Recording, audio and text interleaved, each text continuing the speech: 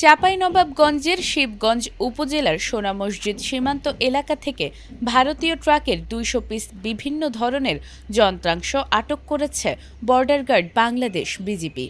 মঙ্গলবার সকালে উপজেলার শাহবাজপুর ইউনিয়নের কয়লাবাড়ি ট্রাক টার্মিনাল এলাকা থেকে এসব যন্ত্রাংশ জব্দ করা হয়। বিজিবির ৫৯ ব্যাটালিয়নের অধিনায়ক লেফটেন্যান্ট কর্নেল মোহাম্মদ তাজুল ইসলাম চৌধুরী বিষয়টি নিশ্চিত করেছেন।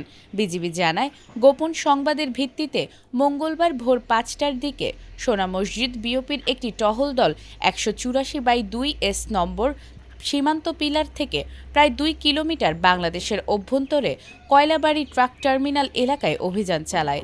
এ সময় মালিকবিহীন অবস্থায় ভারতীয় ট্রাকের ২০০ পিস বিভিন্ন ধরনের যন্ত্রাংশ উদ্ধার করা হয়।